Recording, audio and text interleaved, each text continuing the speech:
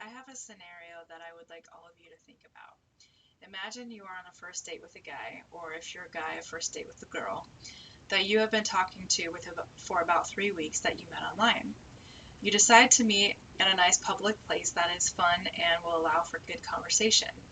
You decide this place will be Disneyland. He agreed that it would be fun. So you meet and you hug and you're enjoying your conversation just as you have all the times before. You are really excited that it's going to be a great night.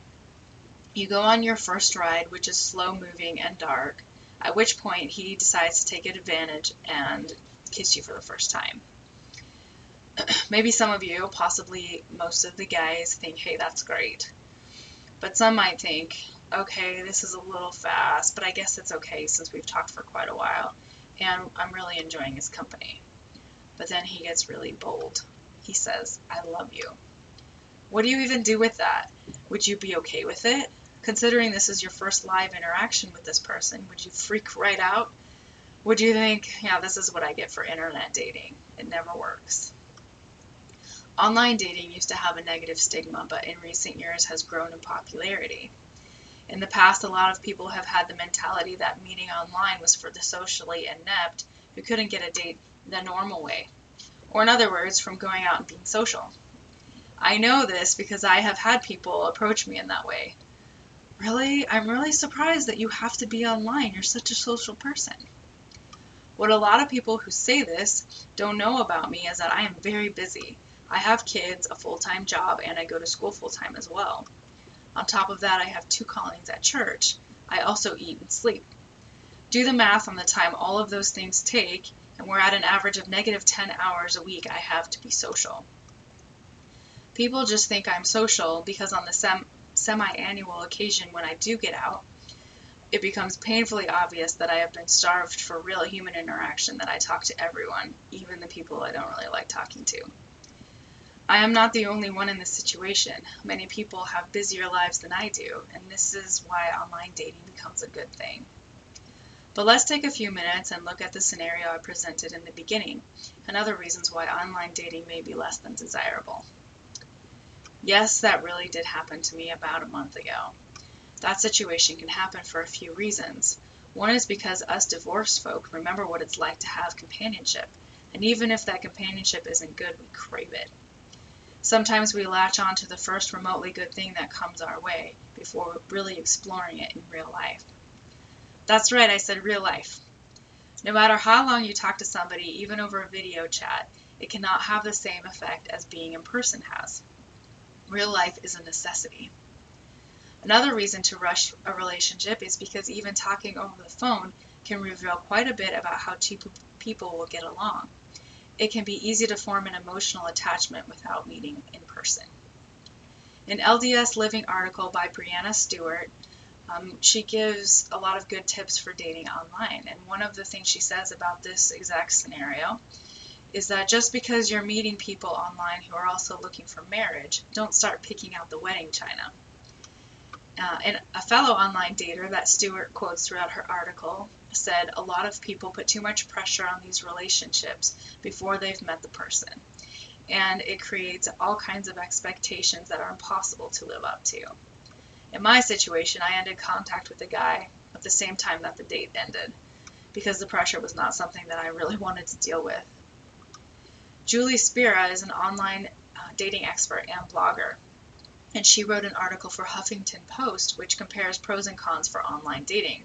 And a couple of the cons she listed were that people will lie about their age, weight, height, income, and marital status.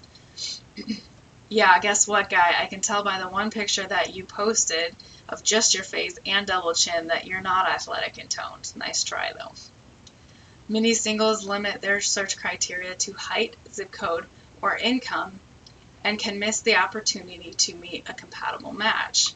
I know that I've been guilty of this, particularly of the zip code. If they're not close, it's not convenient. And I know I've been overlooked for the same reasons. Perhaps the biggest problem with online dating is the safety factor. People have been victims of all kinds of malicious behavior due to meeting someone online. This includes, but is not limited to, theft, stalking, rape, and even murder. There are very good ways to stay safe, though. Eric Ravenscraft penned a really good article on lifehacker.com about this exact thing.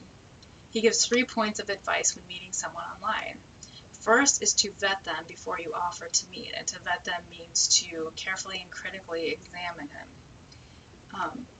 Also to plan your entire encounter, which includes tell people where you are, who you are with, meet in a public place, do not get into a car with anyone you're not sure you can trust, and do not give out any information that will tell where you live or work. He also suggests to have an exit strategy in case the date goes bad. Now, with all this negative stuff about online dating on the table, is it possible that it could be a good thing? I say absolutely. I've already mentioned it's beneficial for those of us who have limited social time. But there are also so many success stories, and my aunt happens to be one of them. Her first husband left her after nearly 30 years of marriage, and after she took some time to recover emotionally, she decided to give online dating a go. She dated several men, mostly casually, and one of them she had a relationship with. It was very therapeutic for her, and he was a great listener. They decided when they met in person that they really weren't compatible physically, but he was instrumental in helping her be able to trust men again. A short time after she broke off that relationship, she began dating the man who she's been married to for 8 years now. She told me that had she not ever tried the online dating thing, that she would not have been able to meet those 2 men who changed her life so much for the better. I also have my own success stories. I have had a few good relationships with men that I met online. They weren't permanent, but I have met quality people who are still a part of my life. Which brings me to my next point. That even if you meet up with a person and it doesn't end up being a long-term love match, that it could be the start of a wonderful friendship and a really good way to meet other people who might be the one. It's all about networking. If you keep in mind the things that it takes to make a relationship work and apply that to online relationships as well, if you remember the safety rules and you represent yourself with honesty, there is no reason why an online relationship can't be just as fulfilling and loving as meeting somebody in what has been seen as traditional ways. If you are a single person, you should consider dating online if you haven't already tried it.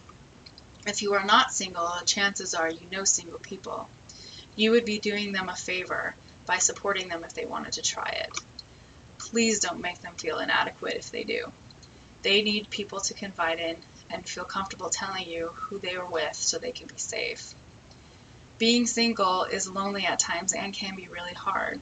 Why not broaden our horizons and take advantage of doors that are available to us where they weren't before? Because in the end, we only regret the chances we didn't take.